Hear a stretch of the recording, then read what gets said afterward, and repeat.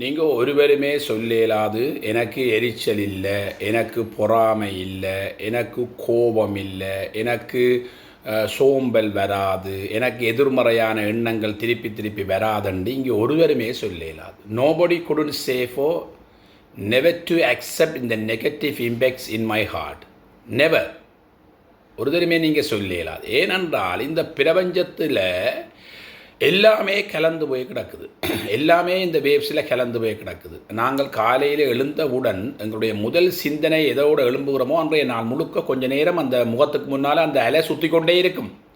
யாரும் சொல்லலாம். ஆனால் அப்படியான எண்ணங்கள் வருகின்ற பொழுது நாங்கள்லாம் அதை டிலீட் பண்ணி தூய எண்ணத்தை எடுத்துக்கொள்ள வேணும். ஃபோன் லோட் ஆகிட்டா என்ன செய்வோம்டா, அன்வான்ட் இமேஜஸை நாங்கள் உடனே டிலீட் பண்ணுறோம் தானே. அதே மாதிரி எங்களோட மூளையில் இருக்கிற சில விஷயத்தை டிலீட் பண்ணி கொண்டு வாழ்ந்து கொண்டு போக வேண்டியான். அதுக்காக நாங்கள் ஒரே பாசிட்டிவில் இருக்கணும், வர்றதை ஏற்றுக்கொண்டு தட்டி கொண்டு போக வேண்டியான். விலங்குதான் நான் சொல்கிறோம். தண்ணியை போலேயும் நாங்கள் இருக்கணும். டக்கு அது சுழிஞ்சு கொண்டு எங்கேயோ போய் சேர்ந்துடும். பார்த்தீங்களா, தரித்திரிக்காது தண்ணி. அதே மாதிரி வாழ்க்கையில் நாங்கள் இருந்தால் தான் இந்த உலகத்தை வெல்லலாமே ஒழிய இல்லாட்டி வெல்லையிலாது. சரிதானே. இந்த பதிவை நீங்கள் பழைய எல்லாம் பெறும். உங்களுக்கு பதவியில் இருக்கீங்களா, பல பிரச்சனை எல்லாம் பெறும். தட்டி கொண்டு போங்க. சில நேரங்களில் இதெல்லாம் நீங்கள் கேட்ட மாதிரி இருக்கும், எங்களுக்கு தெரியுமா என்று யோசிக்கக்கூடாது.